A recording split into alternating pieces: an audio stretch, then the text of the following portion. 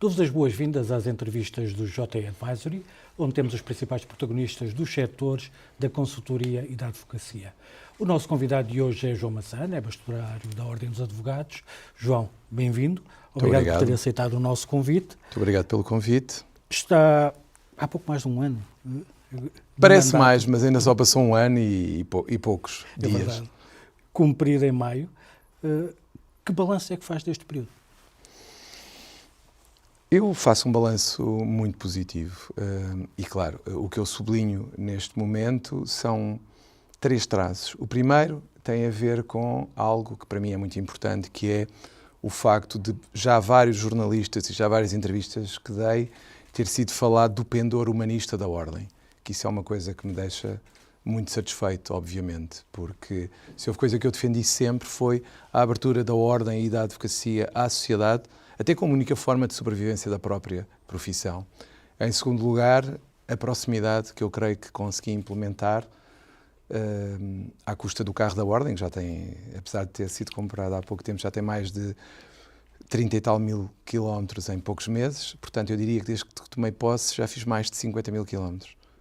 E isso significa que temos estado perto das pessoas e que temos tentado, sempre que possível, deslocar-nos aos locais e falar com as pessoas para que não nos conheçam só ou das redes sociais, ou dos jornais, ou da televisão. E em terceiro lugar, algo que para mim é muito importante e que foi uma das principais, diria eu, prioridades do mandato, que é restabelecer pontes com as instituições, nomeadamente com os partidos políticos e principalmente com o governo, porque não havia. Não havia qualquer relacionamento, havia muita desconfiança relativamente à Ordem dos Advogados. Creio que isso já não existe e ficou comprovado na última sexta-feira, quando tivemos a sessão solene, em que o Sr. Presidente da República abriu a sessão e a Sra. Ministra da Justiça terminou a sessão solene. Portanto, mais claro do que isto, além de que já tivemos inclusivamente um evento nosso sobre inteligência artificial no Palácio Nacional de Queluz, em que tivemos 2 ministros, o Ministro da Administração e da Reforma do Estado, o Ministro Adjunto e da Reforma do Estado e a Ministra da Justiça, o que para nós é significativo quanto ao retomar dessas relações. Relações normalizadas. É a base para resolver algumas das questões que estão pendentes. Que questões é que estão pendentes, que carecem de resolução com o decisor político? Em primeiro lugar, e por isso também foi uma das prioridades, nós não podemos achar que vivemos separados do resto do mundo. Não podemos achar que vivemos sem o poder político. Isso é impossível. Eu posso não gostar de determinado governo, posso não gostar de determinada cor política, mas enquanto bastonário eu tenho de dar bem com todos. E não é papel de qualquer bastonário, seja da Ordem dos Advogados ou outra ordem qualquer, pedir a demissão de qualquer ministro ou secretário de Estado, coisa que eu nunca farei. E por isso a nossa postura foi sempre uma postura de diálogo, porque temos que nos dar bem com qualquer governo, independentemente da sua cor política, porque o que nós queremos é alterações na classe, e isso só é possível, em alguns casos, por alterações legislativas que dependem diretamente ou do Governo ou da Assembleia da República. Por isso, estar de costas voltadas para o poder político não nos leva a lado nenhum, de todo. Além do Governo, tem mantido relações com os grupos parlamentares? Com todos os grupos parlamentares, que aliás fazem representar nas sessões da Ordem, seja Dia do Advogado, seja Sessão Solene do Centenário ou outras, e isso para nós é muito importante. E temos mantido relações normais e reuniões regulares com os partidos políticos todos, os que têm assento parlamentar, no sentido de procurar sensibilizá-los para algumas das alterações que estão em curso na área da justiça, que são essenciais, que são importantes, tentando explicar as razões pelas quais defendemos algumas das alterações. E tem a ambição de ver alteradas algumas questões que ficaram do passado, por exemplo, em relação ao Estatuto, já passou algum tempo, Claramente. Já pode ser feita uma avaliação, já pode ser negociada outra abordagem? Das reuniões que nós temos feito com o Ministério da Justiça, porque isso é do âmbito da Justiça, temos abordado alterações ao Estatuto em várias áreas e, naturalmente, quer ao Estatuto, quer à Lei dos Atos Próprios, é uma preocupação que nós temos. porque são alterações que foram feitas num período particularmente conturbado das relações entre a Ordem dos Advogados e o governo político, e eu quase diria que aquelas alterações foram uma espécie de vingança, parte delas, relativamente a uma ordem que não tinha boas relações com o poder político e infelizmente, isso por vezes tem consequências. Não é nosso objetivo apontar o dedo a ninguém. Agora o que nós queremos é, daqui para a frente, olhar para o Estatuto como já estamos a olhar. Aliás, constituímos e vamos dar posse brevemente a uma comissão para rever o Estatuto e para apresentar uma proposta de Estatuto que seja discutida pela classe, como sempre prometi, que é presidida pelo Dr. Guilherme Figueiredo, porque entendemos que o trabalho que fizeram no triênio anterior foi, nem queremos saber as razões, abruptamente interrompido, nada como ter um ex-bastonário, ou bastonário, porque somos sempre bastonários, a conduzir os trabalhos, ainda para mais aproveitando o trabalho que já existe, e isso pareceu-nos essencial para apresentarmos essa proposta à discussão de todos e depois apresentarmos outra proposta ao Governo, sendo que, independentemente dessa comissão, obviamente, nós vamos continuar pontualmente a apresentar propostas de alteração ao Estatuto, nomeadamente à questão do poder disciplinar e tudo o que possa ter a ver com isso. E a outra matéria que nos preocupa muito e que tem estado a ser muito falada ultimamente, que é a publicidade dos advogados. É um tema que nos preocupa, é um tema que, inexplicavelmente, deixámos de ter qualquer norma relativamente à publicidade no Estatuto e, independentemente de se achar ou não que há limitações decorrentes do Estatuto como um todo, é fundamental voltar, na minha opinião, a haver uma norma que estabeleça balizas claras para que não valha tudo. E é isso que nós assistimos, que, fruto desta indefinição, há coisas que se estão a passar que não podemos aceitar. Outra das questões que é prioritária e foi entendida assim quando falámos depois da tomada de posse, que a questão da digitalização em relação ao Estado, à integração com os serviços do Estado, que era uma das... A interoperabilidade que nós falámos até há cerca de um ano, quando eu tomei posse, praticamente. Exato. Eu diria que a nossa relação com o Ministério da Reforma do Estado e com a ARTE, a Agência para a Reforma Tecnológica do Estado, tem dado frutos. Uma das coisas, e antes de irmos àquilo que é específico nosso, tem a ver com o facto de termos conseguido que a cédula dos advogados esteja na aplicação gov.pt. Foi uma coisa que, para nós, é uma satisfação enorme, termos conseguido e temos contado com o Governo no sentido de perceber essa necessidade e de termos tido a nossa cédula finalmente no gov.pt. Outra das coisas que nós estamos a fazer é a questão da chave móvel digital, que também já está em funcionamento e que resulta também, mais uma vez, da parceria com a ARTE, a Agência para a Reforma Tecnológica do Estado. Estas siglas todas do MAR e do ARTE é sempre uma confusão, mas eu diria que estas são as bases que nos vão permitir trabalhar na interoperabilidade das plataformas.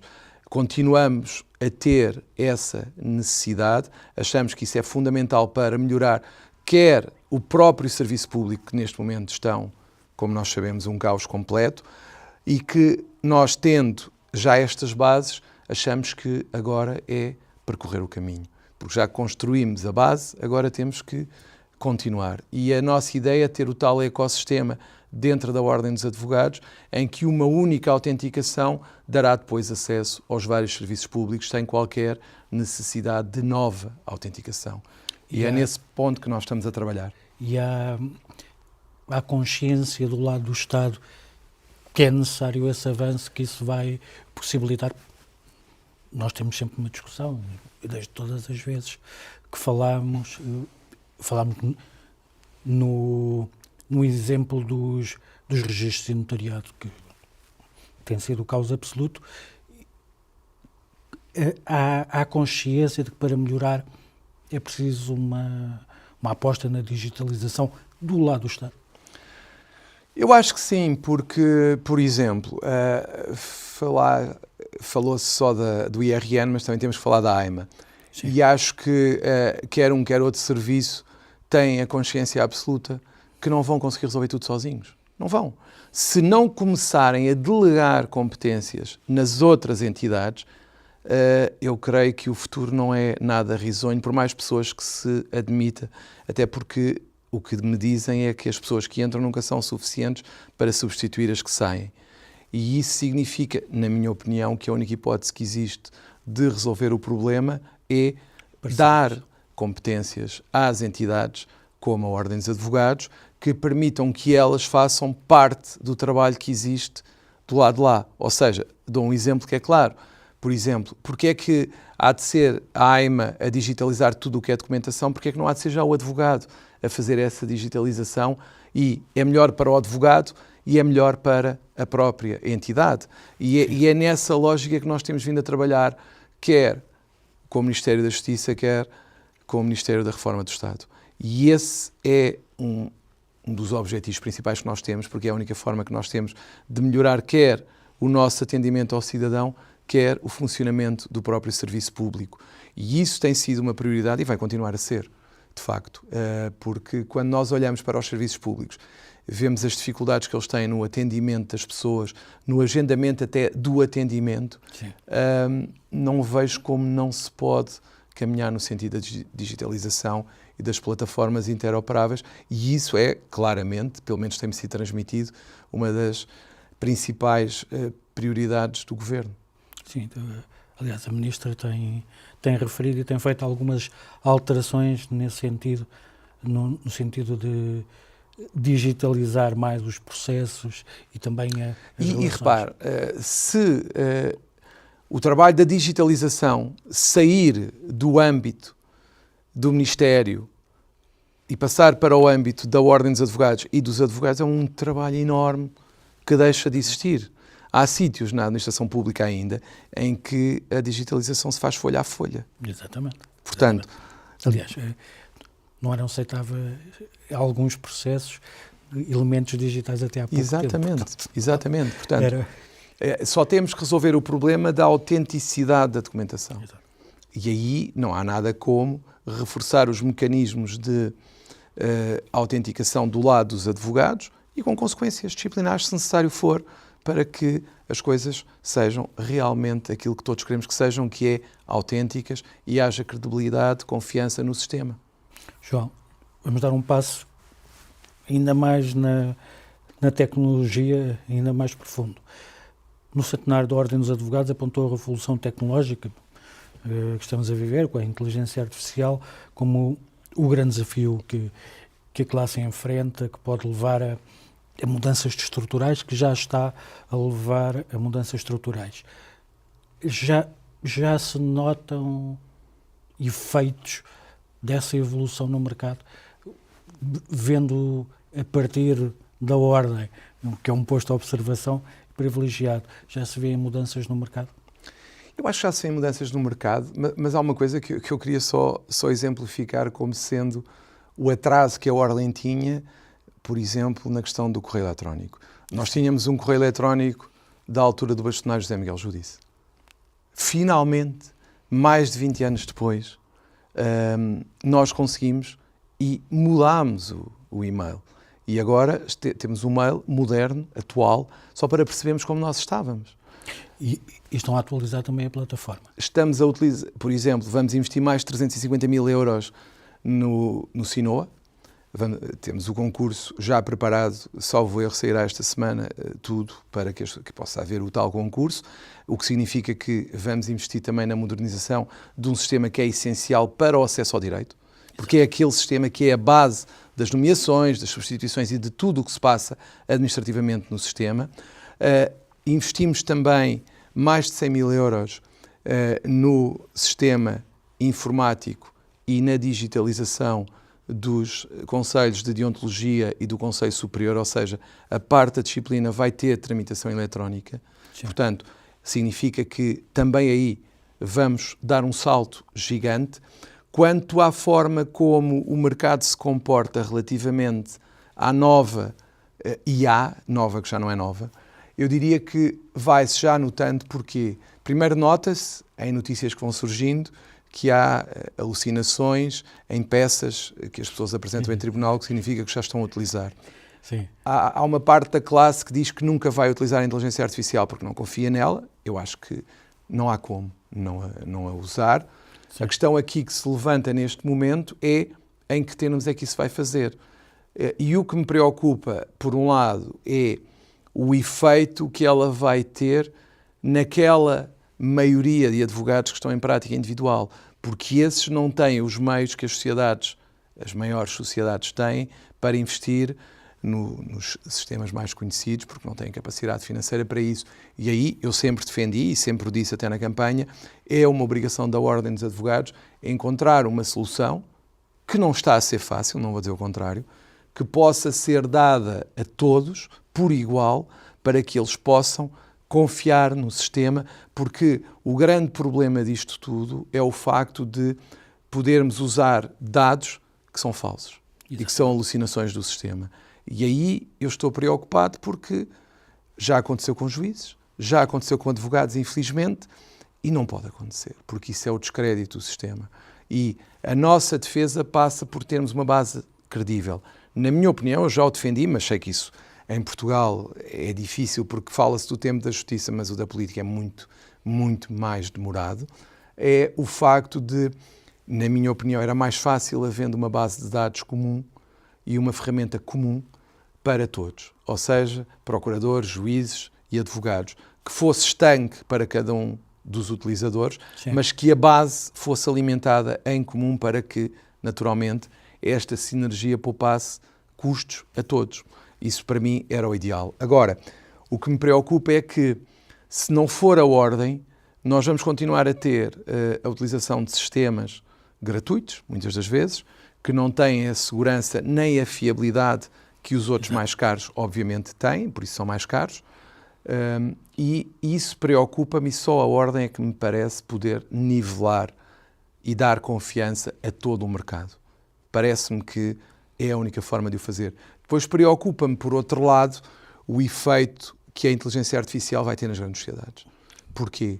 Porque não é preciso pensar muito.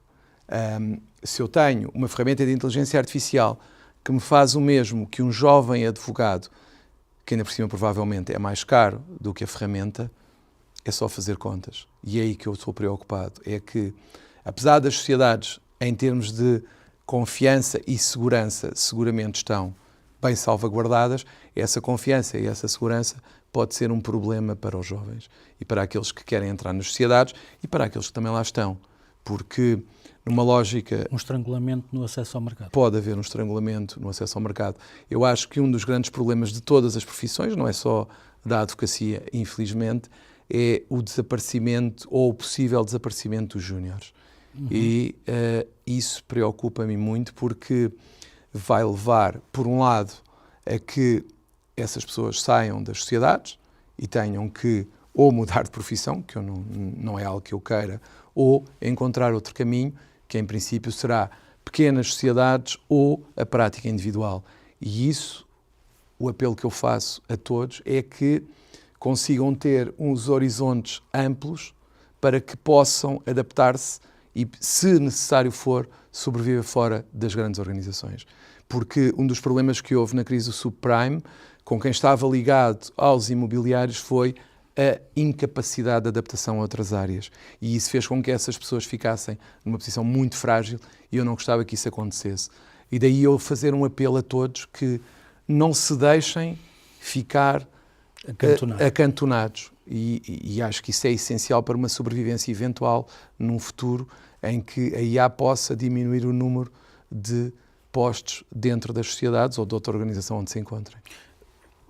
Deixa-me pegar na questão da evolução do mercado e na questão da evolução dos postos de trabalho. Nesta altura são 38 mil advogados, o que já é significativo. O número de inscritos na ordem tem crescido sustentadamente. Sendo que agora, com a questão da remuneração, podemos ter uma inflexão, mas ainda não tivemos. Porque ainda não foi regulamentada, mas são forças todas no mesmo sentido. Temos a questão dos estágios, que ainda não foi regulamentado, portanto, ainda não tem o seu efeito. Temos a questão da inteligência artificial, que ainda está a dar os primeiros passos, ainda não tem o seu efeito, mas são todas forças no mesmo sentido, dificultar o acesso à profissão. Vamos juntar a isso também maior concorrência no mercado e a economia está a crescer em termos nominais 4,5%, 5%, não é suficiente para que as sociedades cresçam, mesmo que cresçam isso, absorverem toda a gente que sai do mercado. Estamos aqui num ponto que pode ser de inflexão na evolução da representatividade da classe. Como é que olham para isto? Como é que se pode resolver isto? Em primeiro lugar... Se é que há solução. Não, eu acho que há sempre solução. Só uma coisa é que não tem solução, o resto tudo tem.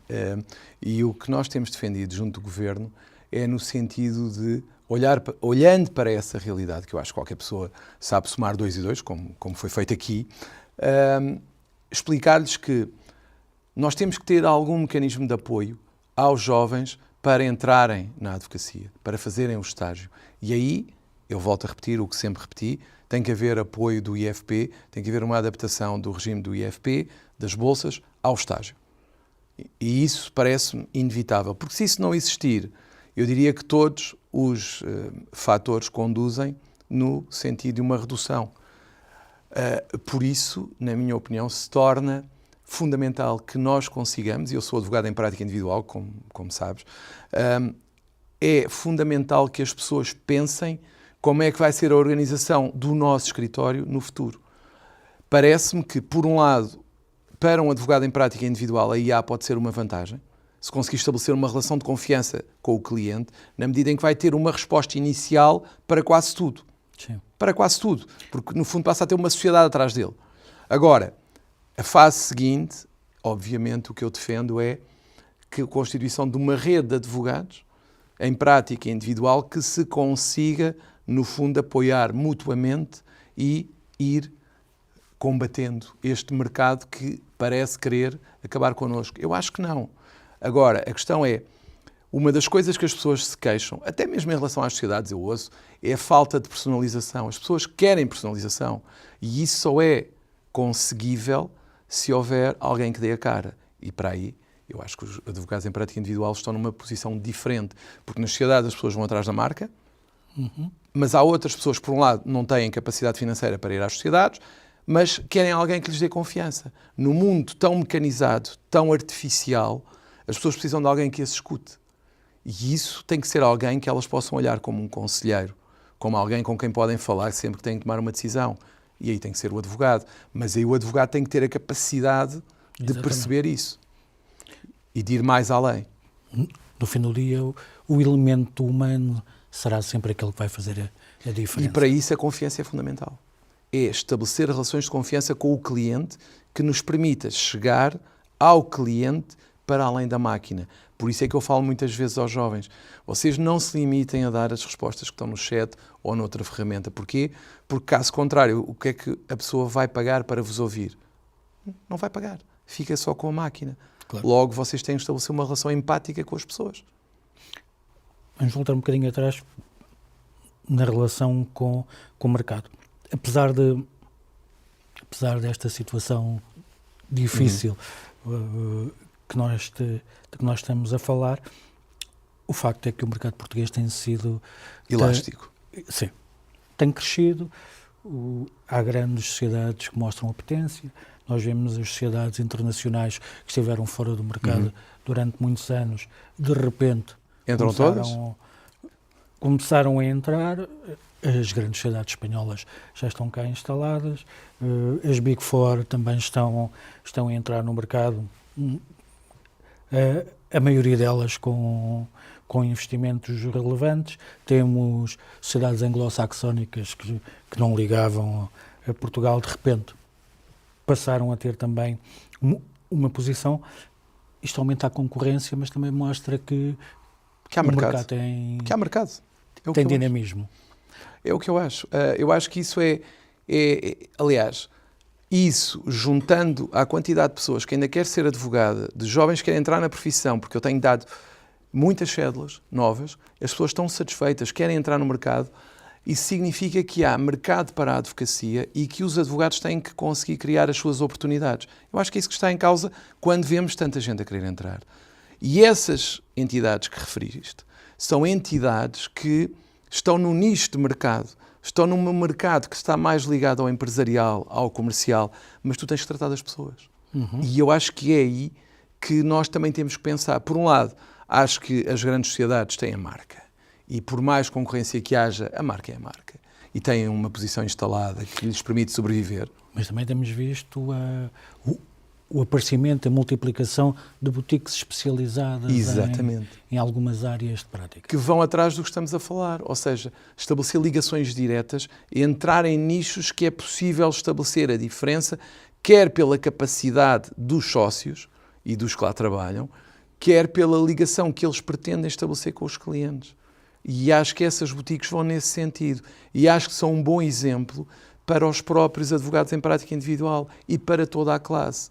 Eu acho que há mercado, acho que há flexibilidade, acho que felizmente a advocacia e o direito em geral dão-nos capacidade para nos adaptarmos às circunstâncias. Daí nós estarmos, por exemplo, no tal mercado dito atos notariais e a fazer DPAs, a fazer certificações, autenticações, etc.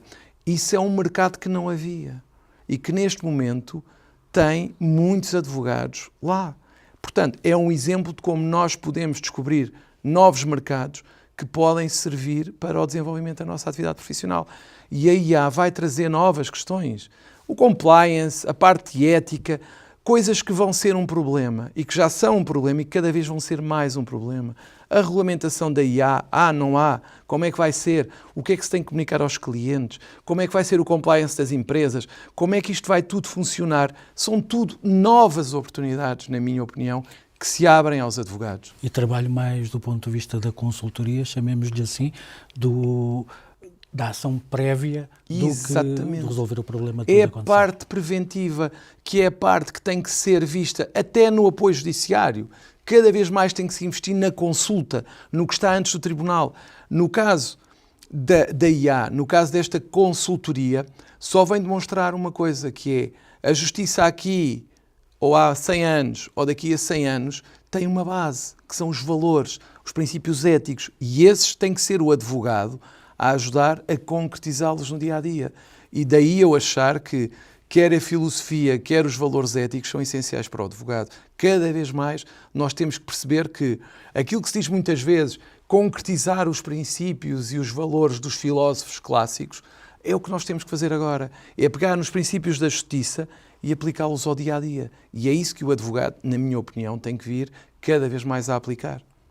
João, nós já ultrapassámos o nosso tempo, mas eu tinha assim um tema para a nossa reta final. Falámos das relações com o poder político, mas havia também relações com as ordens congêneres, principalmente no que se refere aos países de língua portuguesa, em que havia alguma degradação da relação. Nós, olhando para a concorrência no mercado e sabendo que na ambição de crescimento, internacionalização, é sempre uma questão em cima da mesa prioritária, pelo menos para as grandes sociedades, estas relações com as ordens, nomeadamente nos PALOP, são sempre importantes. Como é que têm evoluído? Foram restabelecidas? Foram reforçadas? Como é que têm evoluído? Uma das prioridades que eu sempre defendi foi a voz lusófona, a advocacia lusófona. Acho que um dos principais patrimónios que nós temos em Portugal e que, infelizmente, não temos vindo a aproveitar é a língua. E nada mais do que pegar na nossa língua comum e estabelecer laços, ajudar as outras ordens. Nós assinámos no dia do centenário da sessão solene, assinámos um memorando de apoio às ordens de Angola, Guiné-Bissau e Cabo Verde. Portanto, isto é significativo porque nós temos, felizmente, uma posição que nos permite apoiar essas ordens que estão a sofrer com o poder político interno. usar a magistratura de influência da República Portuguesa, nomeadamente através do Sr. Presidente da República, para que estas ordens possam restabelecer também as suas relações com o poder político, aproveitando o espaço lusófono. E mais, a própria advocacia portuguesa pode aproveitar este património comum para entrar nesses países. E é isso que nós defendemos. Em relação ao Brasil, que é só o maior país de língua falada portuguesa, é muito importante restabelecer relações. Não é o acordo de reciprocidade, é restabelecer relações reconhecendo os problemas que temos neste momento, que é um problema claro de integração dos advogados que cá estão, dos advogados brasileiros que cá estão, e ajudá-los a exercer melhor a sua profissão, porque a imagem da advocacia no seu todo é prejudicada pela imagem de um único advogado, seja português, brasileiro ou de outra nacionalidade. Portanto, a nossa prioridade tem que ser ajudar na integração destes advogados. E é isso que me preocupa e é isso que eu quero fazer, começando já em setembro, final de agosto, princípios de setembro, em que espero ter cá o Presidente do Conselho Federal da OAB para fazermos uma grande conferência sobre temas deontológicos como a publicidade, o conflito de interesses, o sigilo e, no fundo, também falar sobre os usos e costumes em tribunal em Portugal. João, mesmo para terminarmos, vamos para férias judiciais até ao final de agosto. O que é que espera do início do novo ciclo em setembro? No fundo, os ciclos começam com a rentrée. O que é que espera? Qual é a ambição que tem de todos estes movimentos que estão em curso? Qual é a ambição que tem? O que é que pode ser resolvido?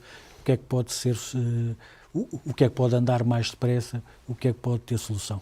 Eu tenho uma grande ambição, falando especificamente do sistema judicial e do que não está bem no sistema judicial. A minha grande ambição é que haja um equilíbrio na área do processo penal. O que nós estamos a assistir agora é um concentrar das alterações na fase principalmente do julgamento e no controle, entre aspas, dos advogados, que eu não concordo. Acho que há um desequilíbrio manifesto entre o que se faz em reforma e o que se passa nos tribunais. Se olharmos para os processos, e principalmente para os megaprocessos, que são quem tem vindo a determinar as reformas, nós vemos que a Rota do Atlântico demora quase 11 anos só na fase de inquérito. Isto é culpa dos advogados? Como é que nós podemos olhar para este tipo de processos? Falamos no Tutti Frutti também, que teve um inquérito que nunca mais acabava, e outros que para aí andam, e pensamos como é que nós podemos resolver um problema só olhando para uma das fases. Eu não digo que não tenha que se mexer no julgamento. O que eu digo é, estamos com o jogo desequilibrado. E só mexendo aqui não vamos resolver o problema. Nós estamos a penalizar só uma parte da equação, advogados e cidadão. Felizmente caiu a questão das multas relativamente aos advogados, mas estamos a penalizar o cidadão. Mas, por outro lado, há falhas no inquérito. Eu não estou a dizer que é culpa do Ministério Público, mas tem que se ver o que é que falha e é fácil de ver. E mexer no inquérito. Para mim, o grande problema do processo penal não são os advogados, nem o julgamento, nem o cidadão, nem as garantias de defesa. É o inquérito que demora tempo demais. Claro que até na Rota do Atlântico vamos chegar à fase do julgamento e vão dizer que a culpa é dos advogados e dos recursos quando o inquérito demora 11 anos. Veja-se o caso da Madeira, que teve aquela atuação que todos conhecemos, até hoje nada aconteceu. O influencer, porquê que não se arquiva? Porque há uma coisa que me choca, que é manter artificialmente os inquéritos em curso, manter aquela espada na cabeça dos arguidos e depois vai-se a ver e não há nada. Porquê é que não se faz uma coisa que era mais correta para todos, que é arquive-se. Se não se descobriu nada, arquive-se. E quando vierem novos indícios, reabra-se. É preferível do que manter estes anos todos um processo sem nada de concreto e uma espada na cabeça das pessoas que destrói a vida de uma pessoa. Eu recordo o caso do Miguel Macedo, falecido recentemente. Como é que foi a vida do Dr. Miguel Macedo nos últimos anos? Destruíram-lhe a carreira política, destruíram-lhe a vida profissional.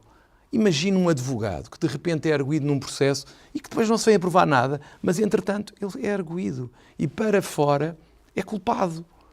E o que é que se vai fazer depois a esta pessoa? Quem é que vai indemnizar esta pessoa pelos anos que teve a sua vida destruída? É que depois esquecem-se, só veem o arguido. Mas o arguido tem vida profissional, pode ter vida política, tem vida pessoal. Como é que é a relação do arguido ou da arguida com o cônjuge ou com a pessoa com quem vive, vai dar cabo da vida da pessoa. A pessoa vai ficar sozinha. Os filhos vão olhar para ela e vão estar na rua e vão dizer: porque é que o meu pai é aquele? Porque é arguida, é isto, é aquilo, aparece na capa dos jornais. E toda a gente vê. Aparece logo a pessoa, o arguido. A partir do momento em que aparece uma coisa a dizer que ele é arguido, automaticamente a pessoa está rotulada de criminosa. E quem é que protege esta pessoa? 11 anos pode levar inclusivamente a pessoa... Quando falamos de multinacionais ou de posições internacionais, Claro. já não passa no compliance. Como é óbvio. E essa pessoa, quem é que a vai indenizar da vida que ele perdeu? Ou que ela perdeu? E isso o Estado deveria preocupar-se. Daí a necessidade de olhar para o inquérito e de proteger as pessoas. Ou há factos que justificam ir para julgamento, ou não havendo, arquive-se e liberte-se a pessoa do peso. E é isso que ninguém quer saber. E é isto que me preocupa, é que há vidas a serem destruídas por estas situações e parece que ninguém quer saber. Vai ficar para o novo ciclo arranjar uma solução. João Massano, obrigado. Obrigado também a quem nos acompanhou. Esta entrevista poderá ser lida na edição de junho do JE Advisory. Também poderá ser vista e lida em jornaleconómico.pt, onde vai continuar disponível, e ainda ouvida em podcast nas principais plataformas. Obrigado pela preferência.